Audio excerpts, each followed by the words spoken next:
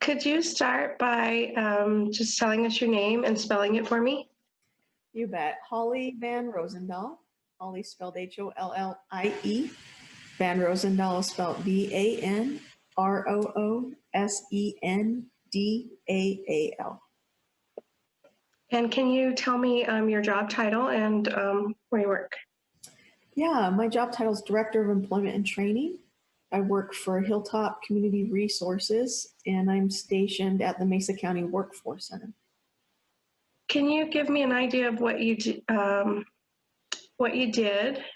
on a daily basis pre-pandemic, and then let me know if how that's changed?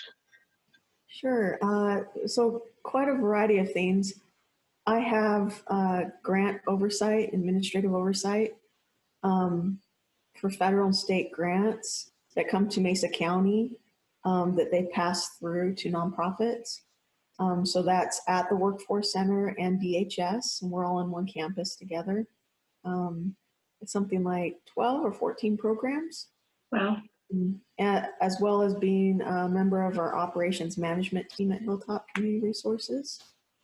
I also participate fairly frequently in the community. I'm on several boards. I'm a board member for Western Colorado Area Health Education Center. I'm also a board member for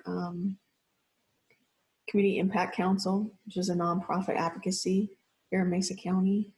But daily, kind of with the actual work I do, working with programs that provide assistance to individuals for food benefits, also counseling for domestic violence and drug addictions. Also oversee teams that provide career services, training opportunities, and employment placement. We have a resource room that's open to the public to assist them with their job search needs. That includes like online kind of resume, application help, interviewing skill sets, providing workshops for career services and job search services, oversee a GED program that preps people to obtain their GED. Also have oversight, we have a drop-in play care. So we can watch kiddos when they come in to do whatever they need to do at the Workforce Center.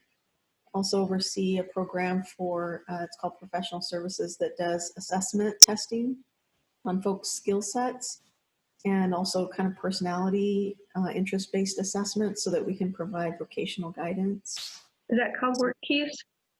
Yes, part of the National Career Readiness Initiative by ACT. So I would imagine that at the beginning, back in late March,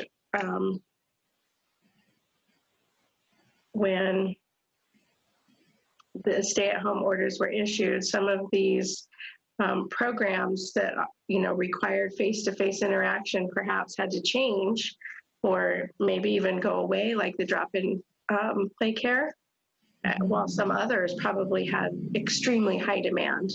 Can you talk about that? Yeah, you bet. You're definitely correct. So a lot of our daily customer programs that serve the public and did a lot of face-to-face, that was really how the program's driven, is people coming in.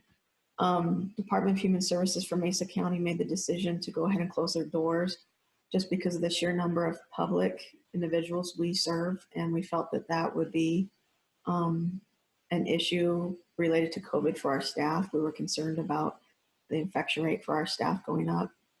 So we did close our doors to the public at the Workforce Center in DHS. And so that left me looking for work to do for our staff that work directly with the public. And so Hilltop, as a nonprofit, we're very large. We have a lot of other programs that we run. 3 of our programs are actual residential facilities. They're all licensed as assisted living. That'd be the Commons, the Fountains, and our LAP program, which is life adjustment program. We serve individuals with significant brain injuries, helping them have an independent lifestyle. You can imagine that when COVID hit, that increased their need for staffing because of the precautions that we needed to take, where folks couldn't eat together any longer in our common rooms and in our cafeterias. And so we were delivering food to them and other precautions we needed to take that way. So we were able to transfer our staff at the workforce center who needed to continue working to those residential facilities so that we met our own staffing needs in a sense, and we're able to keep them working so they didn't lose their pay or their benefit status with us.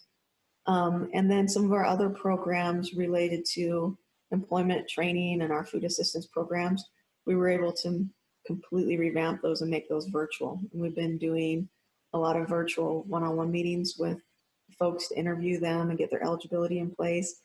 A lot of secure emailing of documents for eligibility, a lot of phone calls, a lot of scanning. So we've kind of become gurus now of the virtual world and having the virtual work environment from our homes. Yeah. And here and there as we need it, we're allowing staff into the building. We're trying to limit the number of staff in the building, especially when this started, and having them wear face masks and, you know, PPE, proper PPE, but going in and taking care of what they might have needed to at their desk when it was important to do so, or they couldn't take care of something at home virtually.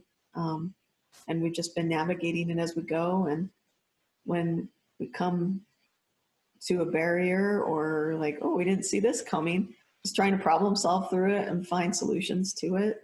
Yeah. And so we kind of feel like we had to just jump into it. So we're building the plane as we flew it.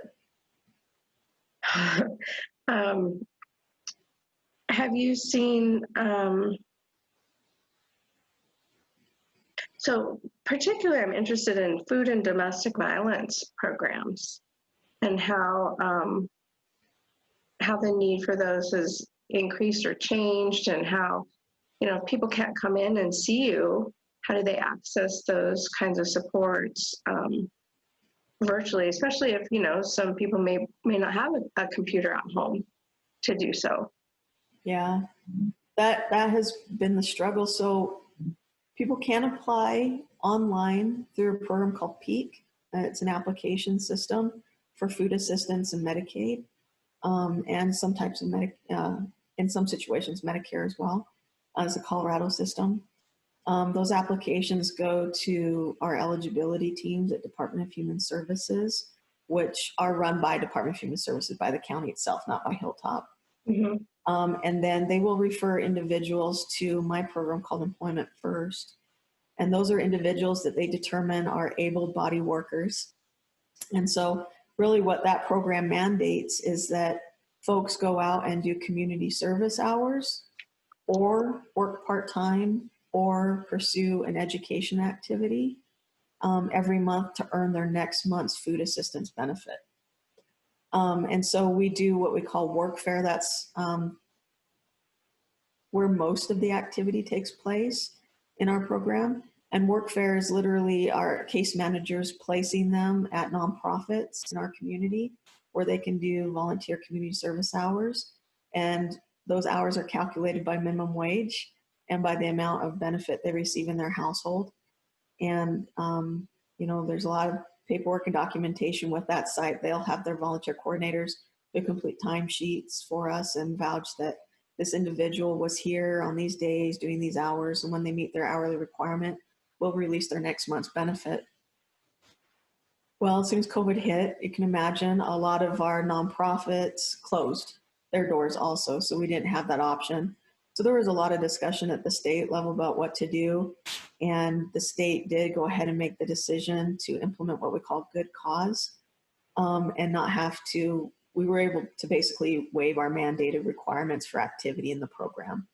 We found that a lot of folks who did a typical activity of part-time work, because there are quite a few that are in our program that work part-time, but it's not enough for them to make ends meet. So they supplement that with food assistance. A lot of them were laid off because a lot of that's in food service and retail. That's where we were hit the hardest here in Mesa County. And then of course, we for GED had to close our doors. We, after a few weeks, were able to get that up and running virtually to help people. But then our local university and community college closed their doors and tried to finish the school year virtually. That was difficult for some of our folks doing that activity in the program also. So because of those three situations, not being able to send them to a nonprofit to do their community service requirements, them losing jobs part-time wise, not being able to really complete their education requirements at the level mandated for this program, the state said, okay, this is good enough cause to waive all those requirements and just release their benefits at this time.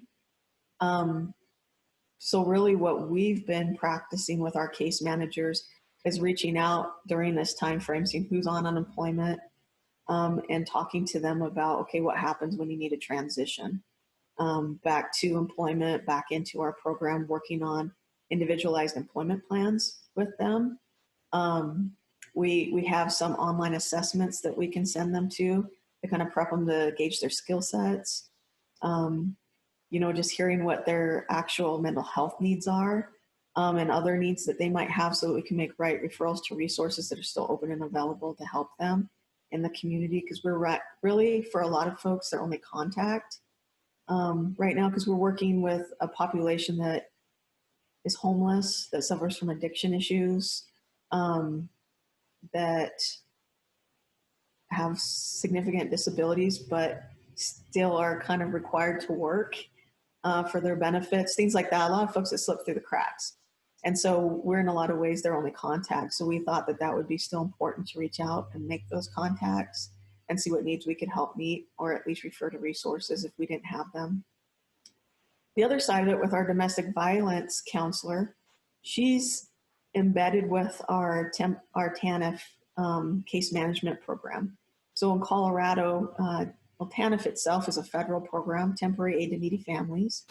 It typically is attached to food assistance and Medicaid, and it provides cash assistance to individuals who are in a very low income situation. And really that cash assistance can be used for transportation needs, education needs, like rent, childcare, things like that. And in Colorado, we call it Colorado Works. And there's an eligibility portion and a case management portion. And case management is there to support them and also make sure they're meeting their requirements, because it's very similar to Employment First. They have to do work activities or work part-time or be pursuing an education or be in job search to receive their cash assistance for the upcoming month. So they have to do something. People's typical view of assistance programs are not accurate. In the United States, people just don't get benefits. It's pretty rare. They actually have to work for those benefits. So what we find with TANF is the difference between that and Employment First is that they have children in their household under the age of 18. And when we kind of developed the whole workforce center and brought a number of programs in together into one building, we're finding, especially with TANF, that population had a lot of domestic violence, had a lot of addiction issues, mental health issues.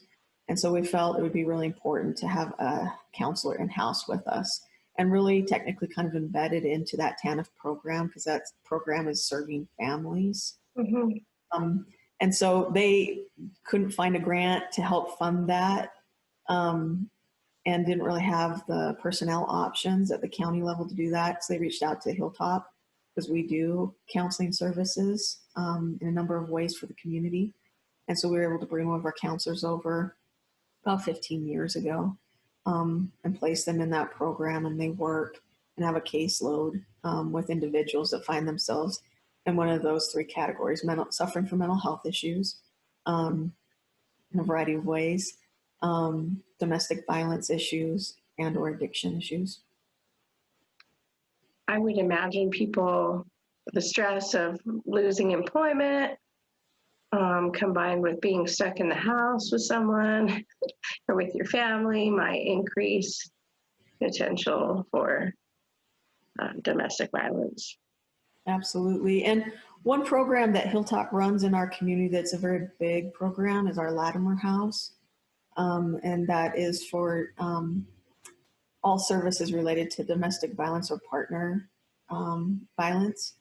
And we also have a safe house. We do shelter, we do transitional housing programs with them, and they connect most of their clients to the workforce center and our programs at Hilltop programs at the workforce center to help transition into employment. And so we borrowed basically one of their counselors, and they're embedded with us now and have been for a little while, but that's one of our real important programs here in the community. And they have seen an increase in domestic violence reports because of COVID-19.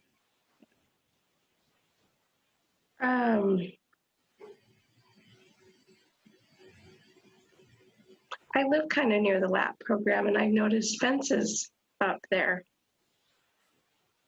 What are those for? It's an open campus, and these folks, it's where they live. It's their apartments, and so they get visitors, from family and friends that'll come in and visit them. When COVID-19 happened, we knew that it would be very, very important to protect their health because a lot of them have compromised situations, health situations that could make it easier for them to contract the disease or the infection. And so we put those up, and we created kind of a check-in station right away. Initially, we were open to some of their visitors as long as they're willing to sign waivers that they didn't have any of the symptoms or hadn't been in any of the hotspot areas in the state or from out of state. We had a whole list of things to kind of gauge, could they have been around someone or infected? We did temperature checks, but then we did very quickly move to no visitor policy to protect our residents and our staff. And then really it was to create kind of a single entrance idea, and our staff coming and going and are currently still being temped to make sure that they're not bringing anything into our residents. So that's really what was going on with the campus to put those fences up for now. And we'll continue to gauge that as we go. Yeah. Just for their safety. It is an open campus, and I see residents coming and going with the stay-at-home orders. They're encouraged to stay home, but not required, correct? Exactly. Yeah. Just curious. Now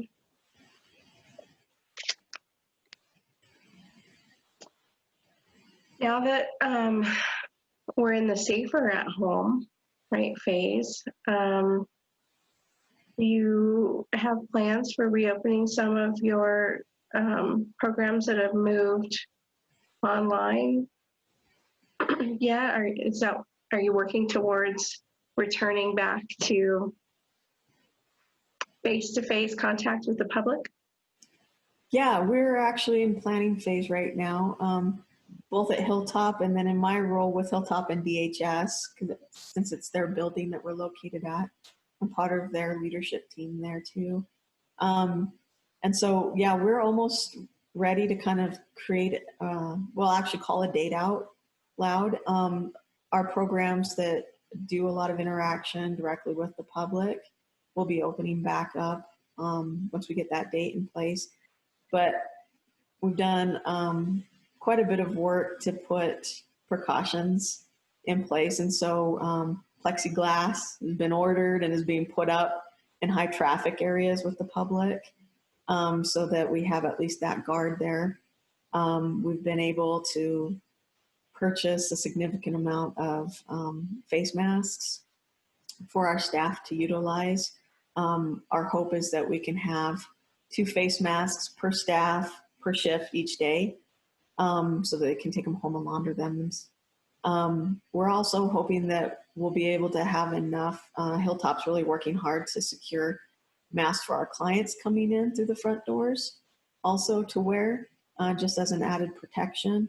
And, we'll have kind of a way to issue those to them to make sure it's clean and stay sanitary. They'll wear those while they're in the building. And then when they leave, we'll be asking for those back and they'll be laundered every day.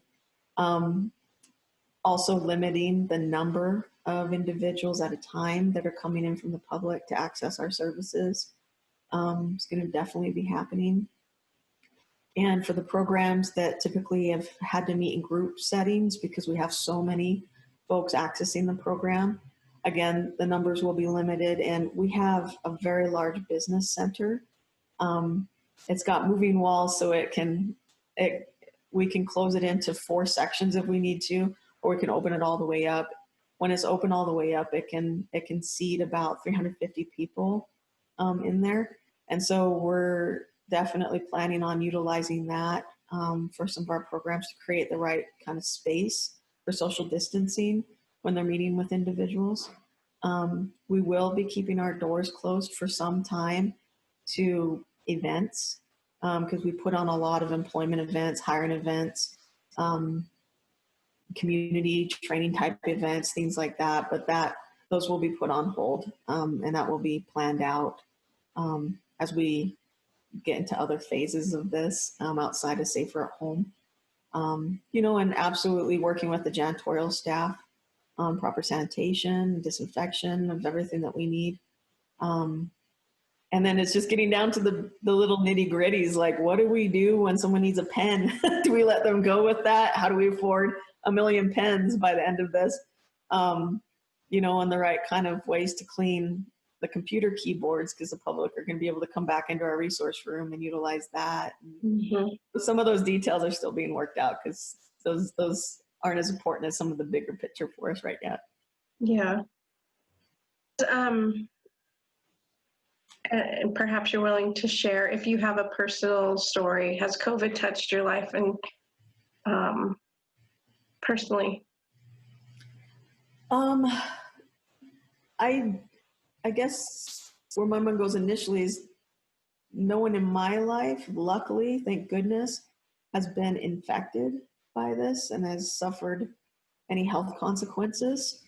I'm willing to share it was an interesting experience because when our health department here in Mesa County started really talking about it and talking about numbers of infections and stuff, and started getting serious, and we're like, maybe we need to close our buildings at the Workforce Center and DHS and some of our buildings at Hilltop to the public. I contracted the flu.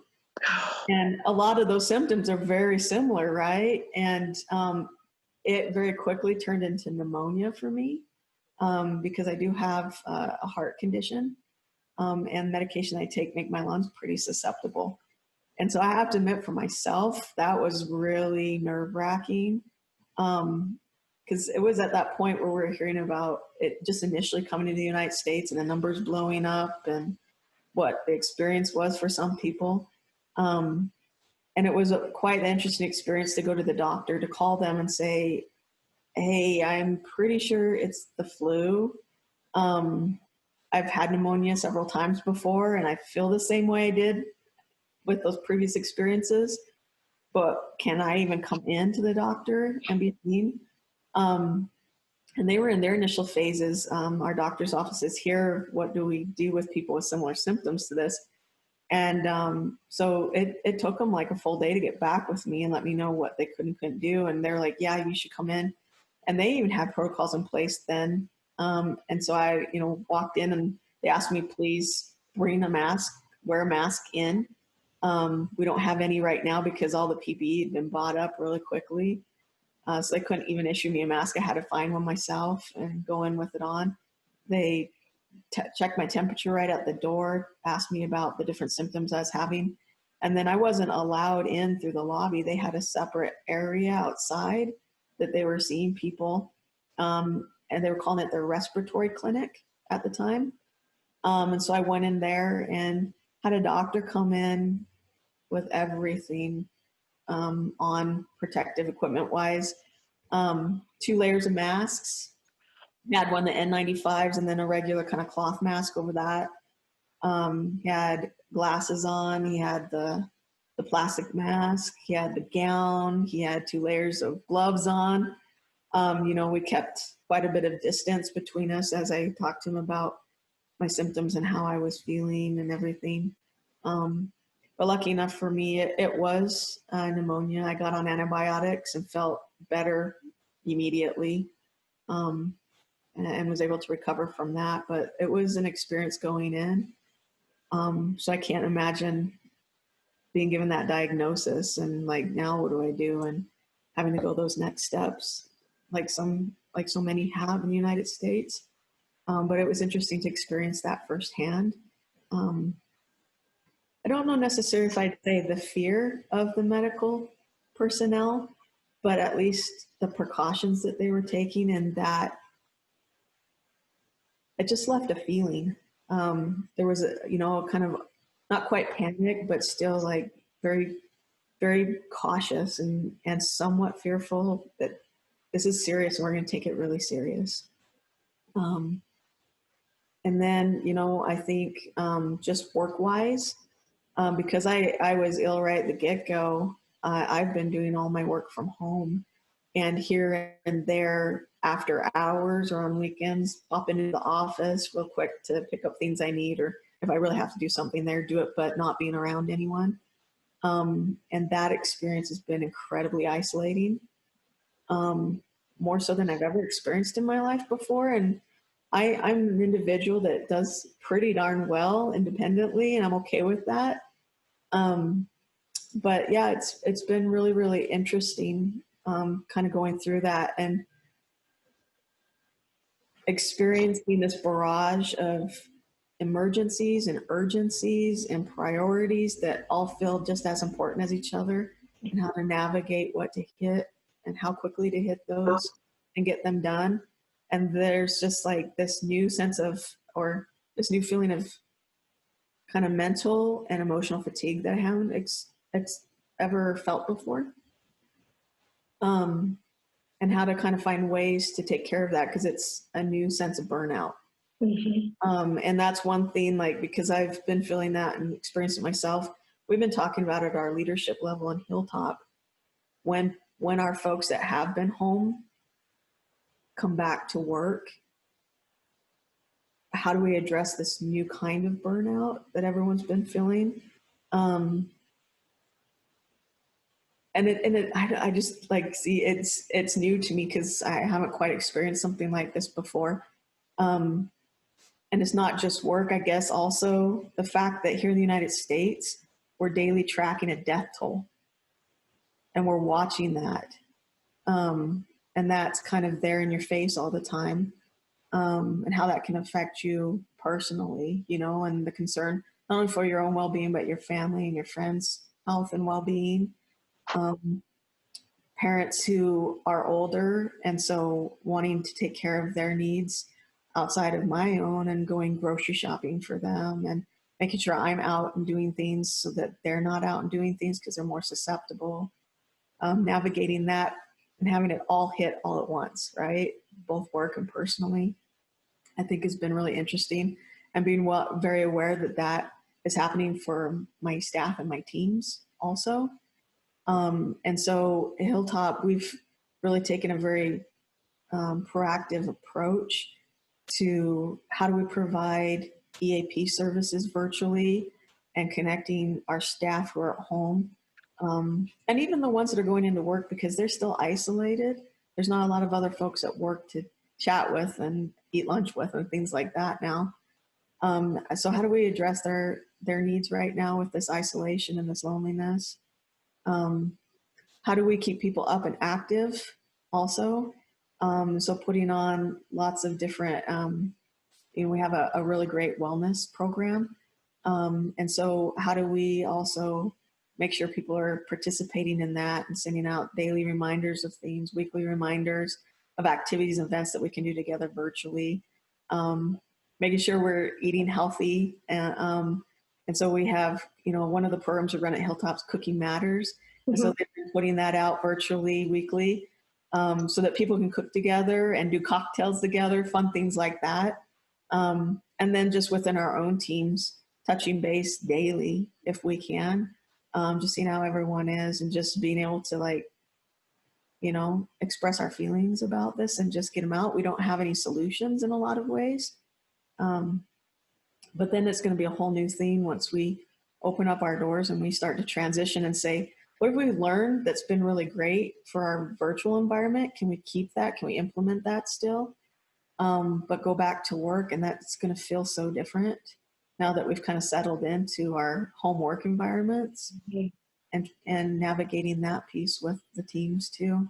I can imagine it may be a whole new set of fears for people coming back, right? You just said we're tracking a daily death toll, and yet here we are encouraging people to get back to work. Yeah. Both things are going to happen simultaneously. There's no preventing it. How do we just even wrap our minds around that? Absolutely. And, it's hard because the public they need our services that we provide. And so we know that people are biting at the bit to come back in. Even with our Employment First program that I was talking to you about, we have hundreds kind of in a wait list situation, waiting to come back in to do the requirements of the program once the state is like, okay, we're not going to waive these requirements any longer. Yeah. How do we handle them and in a timely manner? But to be around several hundred people is a little nerve-wracking. And to put my staff in that situation is nerve-wracking, and want to be as cautious as possible. And then just even looking at like our basic programs, like the resource room that's just open to the public to come utilize our computers and phones and those kind of things. We typically see between 2,000 and 3,000 people a month come through those doors. And so how do we navigate when we know people really need that service? They don't have access to those things at home. That's why they're coming in. Sometimes we can split that number with the library and they'll go down to the library. But the library's doors are closed too, and I'm not sure what their plan is to reopen. So how do we still meet their needs to the best of our ability, but really keep our staff safe? It's an interesting line to walk right now. Yeah, scary.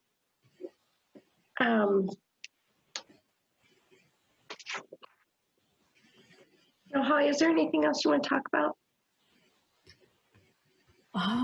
No, I can't really think of anything else off the top of my head. I know we didn't really get too much into healthcare. It's really, all of these things, they're the social determinants of health. The people who lack resources are starting at a different point than people who have resources. And if you don't have healthy food and a roof over your head, you are just that much more at risk. These services are so important and directly affect the health. I talked to a doctor yesterday and she reminded me, only 20% of a person's health is based on medical care. 80% of their life, determines whether or not they're healthy by, where they live, do they have clean water, do they have a support system? So it's not medicine, but it is health. Yeah. It's related. And we sure appreciate you guys and the work you do and having you on our board and your time today. You're very welcome. Thank you. This is a really cool project. Yeah. The time you're dedicating to this. I was thinking about this morning. My wife and I were planning out our day, kind of telling each other what we got going on. I mentioned this and she's like, wow, that's really interesting. And it kind of gave us some perspective. It's like, we are in the middle of a historical event right now. And I really appreciate the fact that you guys are recognizing that and trying to document all of this. And so kudos. Many interesting things. And, at the beginning of all this, I was watching the news and I was getting myself all worked up. And then I took a break and now I feel like I'm right back in it. But, we as Americans, I think, are so focused on the here and the now. We're not really good at planning and we're not so good at remembering or seeking advice from others. Yeah, I agree. Stuff like this is important. I really hope something comes of these interviews and they get compiled into a production of some sort. Me too. But if so, you'll get the chance to see your portion, your contribution, and approve it or not. Okay. Sounds great. It was great talking to you. You too. Take care. Have a good day. Okay, you too. Bye-bye.